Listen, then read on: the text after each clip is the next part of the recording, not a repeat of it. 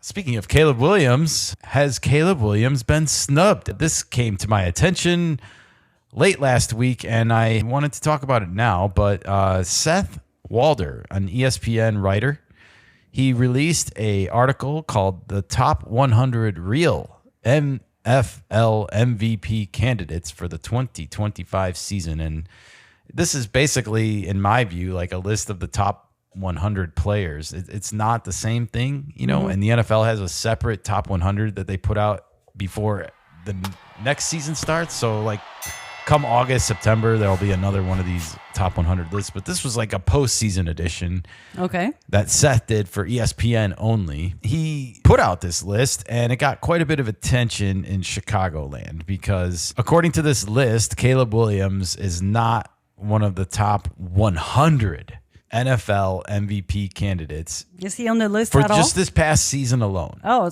okay. Is he on the list at all? He's not on the list of 100. Okay, so he's below 100. Okay, gotcha. He's below 100. And our guy, Pete Martuniak, again, from Sports Illustrated, he caught wind of this, and he wrote an article called Caleb Williams, an outrageous snub from ESPN's top 100 list. The quarterback decisions made for this list are indefensible without Caleb Williams. So part of the problem that people are having with this list, as Pete enunciated so well here with his headline and his subheadline, is basically that it's not so much that Caleb Williams isn't on the list of top 100 MVP candidates, top 100, but that some of the other players who are questionable are like, wait, what are we doing here? Okay. So this is Pete's article. Let's get into it. The NFL announced the MVP finalists on Thursday, and not surprisingly, no one from the Chicago Bears made the final five. They had a good run and appear primed for an even better season in 2026. But the fact is that no one, not even Caleb Williams, played at a level deserving of the MVP award. At the same time, Seth Walden, an NFL analyst for ESPN, released his annual list of the top 100 real NFL MVP candidates, an exercise that he says is done to offer praise to some very deserving players. And I should say, you know, this list of 100 players, there are two Bears on it, and one of them is offensive lineman Joe Thuney, for example. So it's not just quarterbacks is what I'm trying to say. Most of Walden's list makes sense. Quarterbacks Drake May and Matthew Stafford are near the top, and Puka Nacua and Myles Garrett round up the top 10. These players all had fantastic seasons and deserve their ranking. There is, however, one bizarre omission from Walden's top 100 list, and that is Caleb Williams, as we already said. Here's a second headline in the middle of the article. Despite his flaws, Caleb Williams is already a top quarterback. And here's what it says. I'm not here to tell you that Williams deserved to win the actual MVP award or that he should have been near the top of Walden's list. But leaving him off the top 100 entirely is indefensible after the kind of season Williams had. He set an NFL record for fewest interceptions thrown through a player's first 1,000 pass attempts. The 2025 Bears were known as the Cardiac Bears, thanks in large part to Williams' unbelievable fourth quarter heroics. His touchdown to Cole Kmet in the divisional round to force overtime was not only the wildest throw of the year, but it's being talked about as one of the greatest postseason passes of all time. The snub gets even more outrageous when you look at the quarterbacks who made the cut ahead of Williams. I'm supposed to believe that Brock Purdy and CJ Stroud, whose teams went 5-3 and 3-1 respectively during their long injury absences, were more valuable than Williams? How many games would the Bears have won had an injury sidelined Williams for 4 or more weeks? Sam Darnold made the list, despite finishing with a lower QBR than Williams. Where's the reasoning for that? Well, I mean, I could argue right now he's the NFC champion, so he's leading them into the Super Bowl. I will say that. And he looked pretty damn good. But I get it. He has like a little wishy-washiness to him, too, where we don't see that Sam Darnold every week. Right.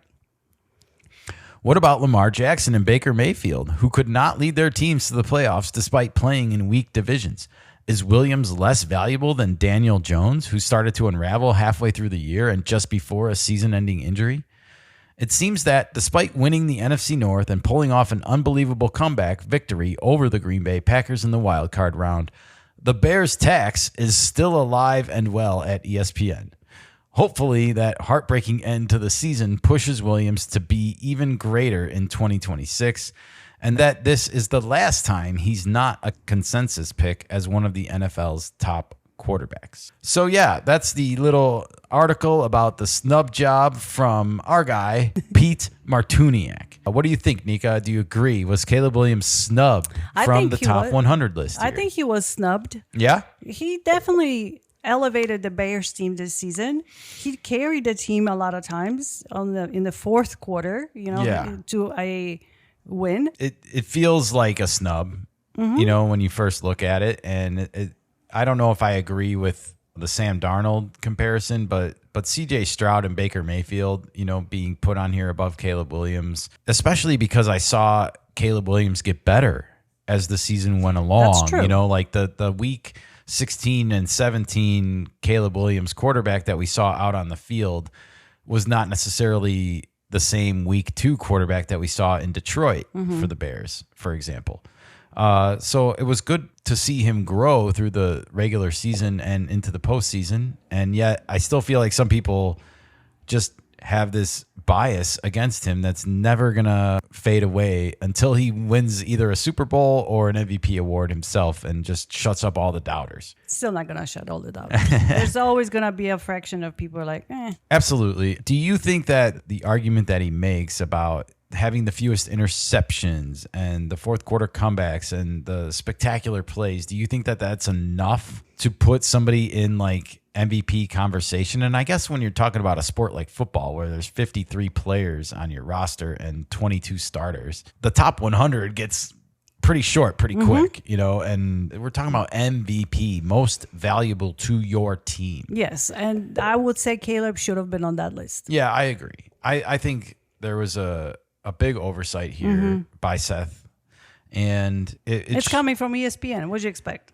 Well, I wanted to bring that up. You bring up a great point. Let's not all forget, everybody, that this is the same place that started the whole Seth Wickersham book release with the excerpt that made Caleb out to be some bad guy who wanted to go play for the Vikings the day after ESPN announced their Monday night season opener would be the Vikings at the Bears.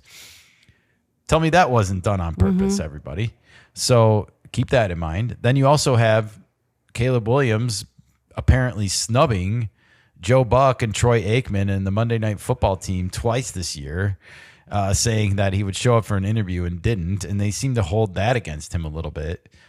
He mentions the Bears tax in here. I don't know if it's limited to just that or all the years where the Bears kind of got made fun of for not being able to have a quarterback.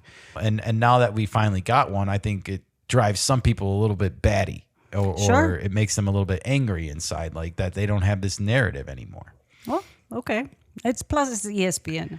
Exactly. And so I guess when you take all that coupled together, I guess I'm not surprised. And yet I wanted to end this by saying I'm actually quite happy about this because I feel like Caleb Williams is the type of person that will get wind of this. He will know about this already. Of course. And I guarantee you that it's just more motivation for a highly motivated individual. Caleb Williams, if you don't know, now you know, is highly motivated, everybody. He wants to be good.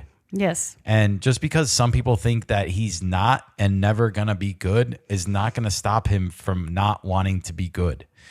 This is just motivation.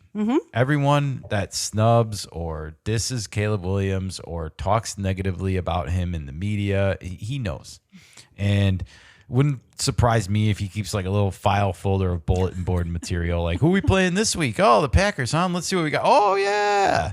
Running your mouth about this. Okay. I don't know. Just the great ones. Let me tell you this. The great athletes, the great people who have succeeded in sports, they find motivation. It's part of their core DNA, folks. They will even invent motivation sometimes that doesn't even exist. And you'll be like, what? What happened? Yes.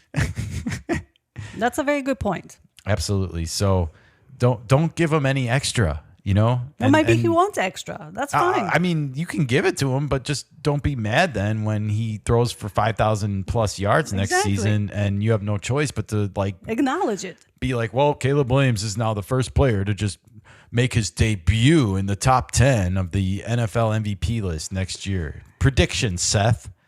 Get ready to write it. Get ready. Because if you don't, and he puts up those numbers, we'll definitely know you're full of shit then. Thank you. You're welcome. All right. Well, I enjoyed this article. Thank you again, Pete, for the great writings you do. I'm sure we will find more of your off-season articles to highlight here on the Kenikka Sports Keep on channel. bringing them. Indeed. That's all we got for this Caleb Williams outrageous snub job. But let us know what you think in the comments below. Was Caleb snubbed, or was he correctly left off of this list? Let us know what you think in the comments below, everybody. Thank you. Curious.